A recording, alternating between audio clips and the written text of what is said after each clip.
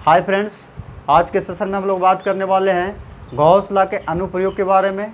हाँ, तो Gauss law का अनुप्रयोग क्या है, इससे पहले हम लोग थोड़ा सा जान लेते हैं गॉस लॉ क्या होता है, गॉस का प्रमेय क्या होता है। तो गॉस लॉ के प्रमेय में हम लोग बात कर चुके थे इससे पिछले वाले वीडियो में कि गॉस लॉ जो होता है लागू होता है किसी बंद पृष्ठ के लिए लागू होता है, लेकिन इसका साइज और शेप डिपेंड नहीं करता है, वो किसी भी साइज का हो सकता है। और इस साइज या शेप के अंदर में, इस साइज के अंदर में या बंद पृष्ठ के अंदर में कोई या एक से अधिक चार्ज है, तो इस चार्ज के कारण ये वैद्युत फ्लक्स उत्पन्न करता है। और वही वैद्युत फ्लक्स के मेजर करने के लिए वैद्युत फ्लक्स, अब ये डिपेंड कर रहा है कि बॉडी को प्लस ले रहे हैं कि माइनस ले रहे हैं, ठीक है। वो तब इस चार्ज के कारण ये वैद्युत फ्लक्स उत्पन्न होता है, और यही वैद्युत फ्लक्स को मेजर करने के लिए या मापने के लिए हम लोग गॉस का थ्योरी का यूज करते हैं। और गॉस का थ्योरी का डिफिनीशन हम लोग इस प्रकार से कर चुके थे कि बंद पृष्ठ से गुजरने वाली कुल वैद्युत फ्लक्स उस पृष्ठ में उपस्थित कुल आवेश और वैद्युतशीलता के अनुपात को हम लोग गॉस का प्रमेय कहते हैं। और आगे चलकर ये भी बात कर चुके थे कि इसका जो E/ds के बराबर होता है, इसका ये डिफिनीशन रहा था। और हम लोग अनुप्रयोग के बारे में कुछ 2 या 3 पॉइंट हम लोग देख चुके थे कि किसी चालक गोला है, उसके ऊपर ये चालक गोला है और इस चालक गोले के बाहर कोई पॉइंट P है, तो इस पॉइंट P पर वैद्युत क्षेत्र के तीव्रता का वैल्यू कितना होगा, और इस गोले के सतह पर हो तब कितना होगा, और इस गोले के अंदर हो तब कितना होगा, हम लोग बात कर चुके थे। तो इसका जो वैल्यू हम लोग देखे थे E देखे थे KQ/r², KQ/r², और इसका वैल्यू सतह पर वाला वैल्यू देखे थे KQ/R²।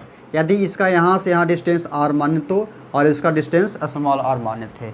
अब इसका वैल्यू स्मॉल r और कैपिटल R दोनों इक्वल हो गया था, और ये जो है इसके अंदर कोई पॉइंट P है तो स्मॉल r, और इसके अंदर जो है कोई वैद्युत क्षेत्र का वैल्यू नहीं होगा। चालक गोले के अंदर, आवेशित चालक गोले के अंदर कोई वैद्युत क्षेत्र का वैल्यू नहीं था, तब इसका वैल्यू 0 था। ये तो चालक गोले के बारे में हम लोग बात किए थे। और अचालक गोले के अंदर वैद्युत क्षेत्र तीव्रता का वैल्यू, ये दोनों पॉइंट इसका दोनों का सेम था, लेकिन अचालक गोले के कारण वैद्युत क्षेत्र तीव्रता का वैल्यू हम लोग देख लिए थे। अचालक गोले के कारण इसके अंदर में यदि पॉइंट बिंदु अंदर में स्थित हो तो वैद्युत क्षेत्र तीव्रता का वैल्यू KQ/R/RQ, ये वैल्यू हम लोग। हाँ, तो अब बात कर लेते हैं अनंत लंबाई चालक तार के कारण वैद्युत क्षेत्र। कोई आवेशित चालक तार रहेगा, उसके कारण वैद्युत क्षेत्र कितना होगा। तो हम यदि निकालना चाहे किसी आवेशित चालक जो है, किसी आवेशित तार है, और उस तार के कारण, उस आवेशित तार के कारण वैद्युत क्षेत्र का वैल्यू कितना होगा, तो हम इस तार के कुछ दूरी पर एक पॉइंट कंसीडर कर लेंगे, और उस पॉइंट के चारों ओर हम लोग एक गॉसियन पृष्ठ का निर्माण करेंगे। तो सबसे पहले मान लिया जाए कि ये चालक तार है, आवेशित चालक तार है। चालक तार कैसा है, तो चालक तार जो है आवेशित है, चालक तार आवेशित, इसका क्रॉस सेक्शन यही होगा, ठीक है। और आवेशित है तो इसमें कोई आवेश होगा, प्लस होगा या माइनस होगा, दोनों में से कोई एक होगा, और मान करके चल रहे हैं ये धनात्मक। और इसका जो लंबाई है अनंत है, यानी इसका जो लंबाई अनंत है, और उसी अनंत चालक तार के लंबाई में हम लोग छोटा सा चालक तार की लंबाई मान लें, जिसका लेंथ क्या है, L है, स्मॉल l है, हम लोग मान लेते हैं। और इस आवेशित चालक से कोई बिंदु, ठीक है, आवेशित चालक तार से कोई डिस्टेंस r डिस्टेंस पर हम लोग एक बिंदु कंसीडर कर लेते हैं, पॉइंट P। और यही पॉइंट P पे हम लोग को वैद्युत क्षेत्र की तीव्रता निकालना है। इसी पॉइंट P पे वैद्युत क्षेत्र की तीव्रता निकालना है, तो कैसे निकलेगा। तो सबसे पहले ये देखिए, कोई भी आवेशित चालक किसी भी साइज और शेप का रहे, यदि किसी बिंदु के अबाउट हम लोग का वैद्युत क्षेत्र की तीव्रता का वैल्यू निकालने बोले, तो उस पॉइंट के चारों ओर, इस पॉइंट के चारों ओर सबसे पहले हम लोग गॉसियन पृष्ठ का निर्माण करते हैं। तो क्या करेंगे, ये पॉइंट के चारों ओर ऐसे खींचेंगे तो ऐसे गोला बनेगा। मान लीजिए कि ये पॉइंट है, इसके चारों ओर खींचेंगे तो गोलाकार ही तो बनेगा, तो गोलाकार बनेगा, लेकिन ये शेप कैसा तैयार हो जाएगा, वेलन की जैसा। तो यदि हम चारों ओर ऐसे खींचेंगे तो वेलन के जैसा बन जाएगा, एक बेलनाकार बन जाएगा, ऐसे और सेम डिस्टेंस पे इसका वैल्यू ऐसे हो जाएगा। अब हो जाएगा तो यहाँ से इसको ऐसे बना दीजिए, ये बन गया बेलन, गोला नहीं, ये बेलन बन जाएगा। और हम लोग मान करके चल रहे हैं इसका जो डिस्टेंस है इसका डिस्टेंस दोनों को इक्वल होगा, और यहाँ से ये हो जाएगा r और यहाँ से इसका डिस्टेंस हो जाएगा r। अब इस पॉइंट P पे हम लोग को वैद्युत क्षेत्र तीव्रता का वैल्यू निकालना है। तो सबसे पहले इस पॉइंट पे हम लोग छोटा सा क्षेत्रफल सदिश हम लोग कंसीडर कर रहे हैं कि ई पॉइंट P पर छोटा सा एरिया, ठीक है, छोटा सा एरिया कंसीडर कर लेते हैं, और इसका जो क्षेत्रफल है ds है। क्या है? ds है। अच्छा, एक बार और याद रखिएगा कि ये एक धनात्मक है, चार्ज है, प्लस है, तो किसी धनात्मक बॉडी से चार्ज ऐसे विद्युत क्षेत्र रेखा जो होता है दूर निकलती है, ऐसे दूर निकलेगा, ऐसे दूर निकलेगा, और ऋणात्मक से ये अंदर की ओर ऐसे निकलती है। तो ये P पॉइंट पर इस धनात्मक चालक तार के कारण ये जो होगा इसका वैद्युत क्षेत्र की डायरेक्शन ऐसे P से दूर होगा, और इसका सतह, इसका क्षेत्रफल का डायरेक्शन किधर होगा? तो इसी लाइन पे होगा, इसी लाइन पे इसका जो डायरेक्शन होगा इसी पे। एक गोलाकार चालक है, तो यदि हम इसे सामने से देखें तो इसका लंबवत ही तो दिखेगा। अब देखिए, और दोनों के बीच का एंगल कितना हो गया? 0 डिग्री हो गया। अब देखिए, यदि यहाँ से देखें तो इसका भी विद्युत क्षेत्र रेखा इधर होगा, इलेक्ट्रिक फील्ड ऐसा ही होगा। अब देखिए, ए वाला सतह जो है ये कर्व वाला है, और ए वाला सतह हम लोग जो देख रहे हैं ये प्लेन वाला सतह है। तो प्लेन वाला, अब इसका क्षेत्रफल सदिश किधर होगा? ए वाला समतल वाला पार्ट के क्षेत्रफल सदिश तो यही होगा ना, लंबवत ऐसे होगा। तो यदि इस पॉइंट पे छोटा सा यदि हम देखें, यहाँ से पॉइंट कंसीडर करें यहाँ पर, तो इसका ds का जो डायरेक्शन होगा, ds का डायरेक्शन होगा इस ओर होगा, और यहाँ से भी इसका ds का यदि हम डायरेक्शन देखें, दिशा देखें, तो इस ओर होगा, और यहाँ थीटा का वैल्यू 90 डिग्री हो जाएगा, और यहाँ पर भी थीटा का वैल्यू जो होगा 90 डिग्री। इतना बात समझ में आ गया? इसका मेन कंसेप्ट यही था। अब देखिए, थीटा का वैल्यू कितना डिग्री? 90 डिग्री, और यहाँ पे थीटा का वैल्यू 0 डिग्री। अब हम लोग बात कर लेते हैं गॉस थ्योरी के ऊपर। गॉस का थ्योरी क्या कहता है? अब देखिए, अब गॉस के प्रमेय के अनुसार, गॉस के प्रमेय के अनुसार क्या कहता है? डी फाई इक्वल टू क्या होता है? साइक्लिक इंटीग्रेशन क्लॉज सरफेस का ई इंटू डी एस के बराबर होता है, और यहाँ से D phi E equal to, ये दो वेक्टर का क्या है? डॉट प्रोडक्ट है। तो डॉट प्रोडक्ट होता है, इसको ए मान लीजिए, इसको बी मान लीजिए, तो ए बी कॉस थीटा, तो इसीलिए ए हो जाएगा E D S cos theta, और थीटा इतना समझ में आ गया, E D S cos theta. अब देखिए सतह कितना है? एगो देखिए ये वाला सतह, एगो ये वाला सतह, एगो दो वाला, दो सतह हो गया। अब इसका वैल्यू और इसका वैल्यू जरा देख लीजिए। यहाँ यदि हम 90 पुट करेंगे वक्र वाला कर्व वाला सतह के लिए, यदि देखिए, और ये प्लेन वाला सतह देखिए, ऊपर वाला पार्ट प्लेन है, उस सतह के लिए देखिए, तो यहाँ थीटा का वैल्यू 90 डिग्री। तो यहाँ पर यदि हम देखें दो को वैल्यू होगा ई into D S cos theta. अच्छा, थीटा है। अब ये देखिए, हम लोग ए मान करके चल रहे हैं, जितना इसका वैल्यू होगा उतना ही तो इसका वैल्यू होगा। अब दोनों के बीच में एक बना रहा है 0 डिग्री और एक बना रहा है 90 डिग्री। तो एक बार हम लोग पुट कर लेते हैं 0 डिग्री, ठीक है।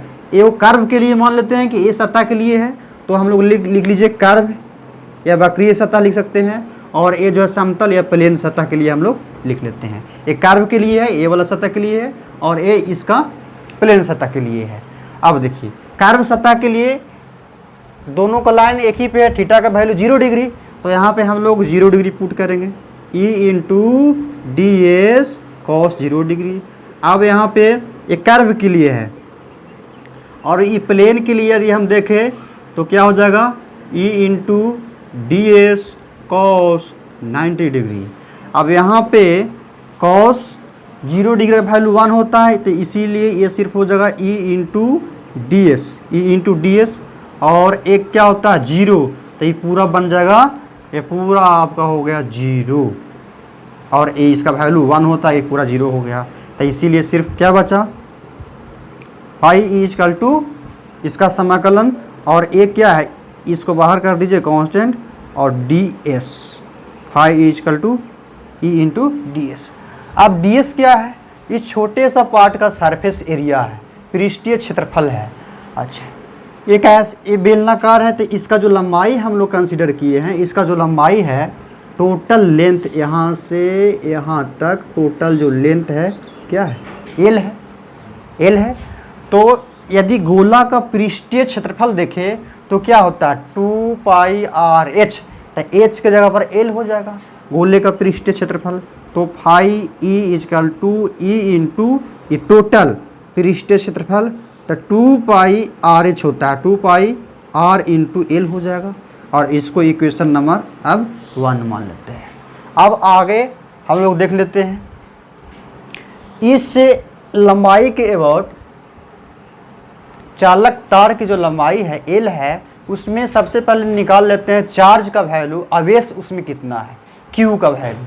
अच्छा, ये लंबाई है। एक और डिफिनेशन आप लोगों को बताया गया था, लीनियर चार्ज डेंसिटी या सरफेस चार्ज डेंसिटी या वॉल्यूम चार्ज डेंसिटी, रैखिक आवेश घनत्व, ठीक है, उसको बारे में थोड़ा देखिए।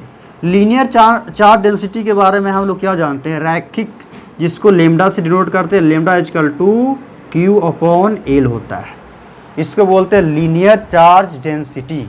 लीनियर चार्ज डेंसिटी प्रति एकांक लंबाई में उपस्थित चार्ज के परिमाण जो होता है रैखिक आवेश घनत्व कहलाता है। लंबाई के बारे में बोलेगा तो हम लेमडा लगाएंगे, ठीक है। अब बोलेगा सरफेस चार्ज डेंसिटी, पृष्ठीय आवेश घनत्व, तो उसको सिग्मा से डिनोट करते हैं। ये 3 फार्मूला आप लोगों को बताया गया, sigma is equal to Q upon A, और इसको rho is equal to Q upon भी होता है। ये 3 फार्मूला। तो लंबाई के बारे में, लंबाई तो ले रहे हैं तो इस फार्मूला का हम लोग यूज करने वाले हैं। यदि ये बोलता सरफेस एरिया पूरा सतह पर बोलता तो इस फार्मूला का यूज करते हैं। तो इसमें देखिए, मान लीजिए कि एल लंबाई में आवेश कितना है, क्यू है, ठीक है, तो इसको बोलते हैं रैखिक आवेश घनत्व, lambda equal to Q I L होगा। अब देखिए, तो इसमें यदि हम देखें, इसमें यदि हम बात करें तो lambda equal to Q upon, और क्यू को मान लिया जाए कि इससे क्यू अपॉन एल हो गया, और यहाँ से क्यू इजकल टू पुट करें तो लेमडा इंटू एल होगा। क्यू इजकल टू आगे इसका यूज होगा, इसीलिए अभी हम इसको बता दे रहे हैं, ठीक है। क्यू इजकल टू क्यू है, Q equal to lambda into L, Q equal to lambda into L, ठीक है। अब देखिए, फिर गॉस का प्रमेय से, अब गॉस के प्रमेय से, ठीक है, डिफिनेशन से, गॉस के प्रमेय से क्या होता है, क्या होगा भाई, फाई ई इजकल टू होता है क्यू अपॉन एप्सिलॉन नोट। और यही अभी बात बताने वाले थे, इसीलिए इसको हम यहाँ पे बताए हैं कि Q equal to lambda into L होगा। तो यहाँ पे लेमडा इंटू एल लिख दीजिए, lambda into L, sorry, lambda into L Y epsilon naught. और यहाँ पे हम लोग लिख सकते हैं phi E equal to lambda L into epsilon naught, और यहाँ से इसका इक्वेशन नंबर 2 मान के चलिए, ठीक है। अब देखिए, इसका सबसे पहले स्क्रीनशॉट लेना है तो ले सकते हैं, आगे हम लोग कैलकुलेट करेंगे।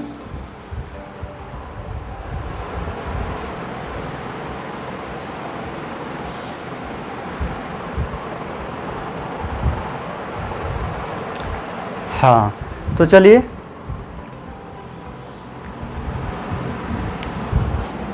इसका काम तो अभी नहीं है फिलहाल, इसका यहाँ पे थोड़ा सा लिख देते हैं, lambda equal to Q upon क्या होता है, एल होता है, और इसी से यहाँ पे हम इसका वैल्यू पुट किए हैं। अब यहाँ पे आ जाइए, अब समीकरण 1 और 2 से, समीकरण 1 और 2 से देख लेते हैं। देखिए, तो फाई ई और फाई दोनों इक्वल है, तो इक्वल हो जाएगा। तो यहाँ पे E into 2 pi R L equal to lambda L Y epsilon naught, इतना होगा। और देखिए यहाँ से एल आपका कैंसिल हो गया, एल से एल कैंसिल, इसीलिए ई इजकल टू क्या होगा, लेमडा वटा 2 पाई आर और एप्सिलॉन नोट। ये आपका वैल्यू हो गया कि किसी अनंत चालक लंबाई तार है, उसके बाहर कोई पॉइंट के अबाउट यदि वैद्युत क्षेत्र निकालना है, उसका ये फार्मूला बन गया। अब देखिए यहाँ से एक और कैलकुलेशन कर सकते हैं, 2 से गुना कर दीजिए ऊपर में, और 2 से इधर से ऊपर नीचे दोनों से गुना कर देंगे तो नीचे 4 हो जाएगा, और 4 pi epsilon naught into R, और यहाँ से कीजिएगा तो आपको आ जाएगा E equal to 2k lambda upon R. तो यहाँ से भी रिजल्ट आ सकता है, मेन आपका यही है। यहाँ ऊपर नीचे 2 से गुना करके 1/4 पाई एप्सिलॉन नॉट को हम लोग k बोलते हैं, इसीलिए 2k लेमडा अपॉन आर, ये आपका रिजल्ट रहा है। चलिए थैंक यू।